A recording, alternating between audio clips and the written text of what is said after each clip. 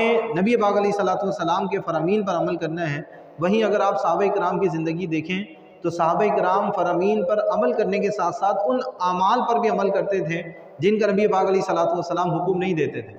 جن کا حضور حکم نہیں دیتے تھے، ان اعمال کو بھی صحابہ کرام اختیار کرتے تھے۔ حضرت عثمان غنی رضی اللہ تعالیٰ عنہ سے ہی مروی ایک حدیث ہے، آپ ایک دفعہ وضو فرماتے ہیں، آپ نے پانی طلب کیا، آپ کے لیے پانی لایا گیا، آپ نے وضو کیا، وضو کرنے کے بعد آپ مسکرائے۔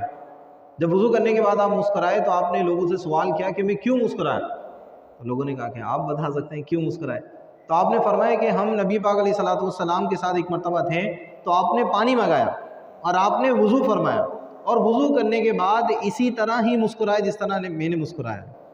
تو یہ صحابہ کرام کا نبی پاک علیہ الصلوۃ والسلام سے عشق و محبت کا رشتہ تھا، اور اتباع کے اس کامل درجے پر فائز تھے کہ اس چیز کا سرکار نے حکم تو نہیں دیا تھا، لیکن صحابہ کرام پھر بھی نبی پاک علیہ الصلوۃ والسلام کی اس ادا کو ادا کرنے والے تھے۔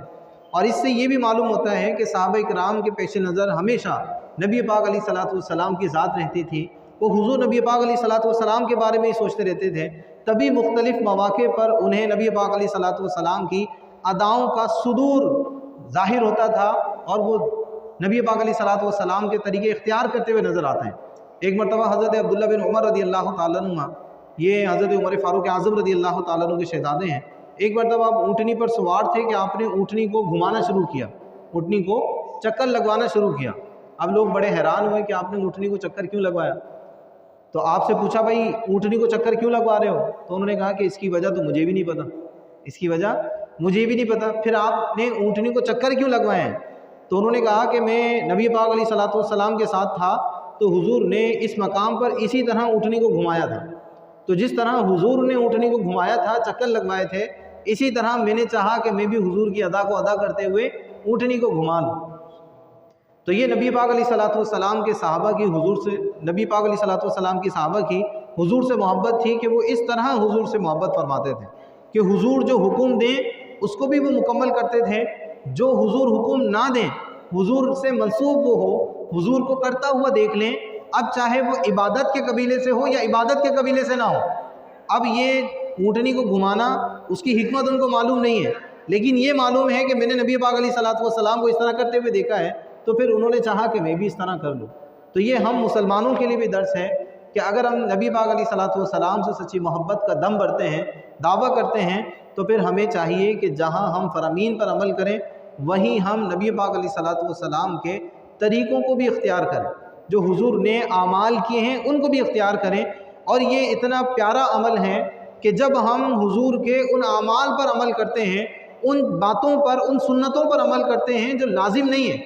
جو ضروری نہیں ہیں، جن کا ہم سے مطالبہ نہیں ہے، تو ان سنتوں کی ادائیگی کرنے والے سے پھر یہ کیسے متصور ہے کہ وہ فرائض کو چھوڑ دیں،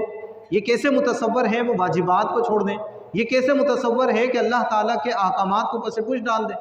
کیونکہ وہ تو اپنے نبی سے اتنی محبت کرتا ہے کہ اپنے نبی سے منسوب ہر عمل کو کرنا پسند کرتا ہے۔ تو جب عمل اتباع کی کیفیت پر آ جائے اور ہم نبی پاک علیہ الصلوۃ والسلام کی اتباع اس انداز میں کرنے والے ہوں، تو پھر اطاعت سے کبھی بھی انسان پیچھے نہیں ہٹتا ہے۔ تو اس لیے ہمیں کوشش کرنی چاہیے کہ ہم اتباع کریں، اور یہ اتباع بھی نبی پاک علیہ الصلوۃ والسلام کے حقوق میں سے ایک حق ہی آپ کے سامنے ذکر کیا تھا کہ نبی پاک علیہ الصلوۃ والسلام کے ہم مسلمانوں پہ جو حقوق ہیں ان میں سے ایک حق اتباع ہے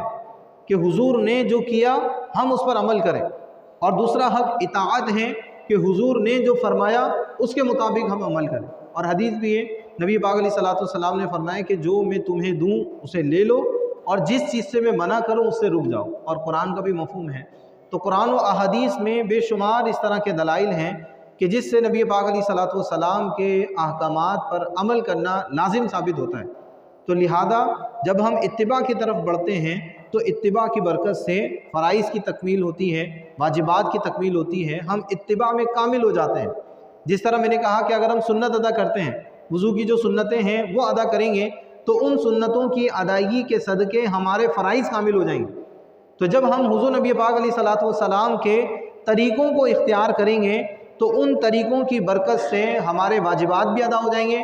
ہمارے فرائض بھی ادا ہو جائیں گے۔ تو جتنی چیزیں اللہ رب العزت نے، شریعت نے ہم پر لازم کی ہیں، ان تمام چیزوں کو ہم بہت ہی آسان انداز میں کرنے والے ہو جائیں گے۔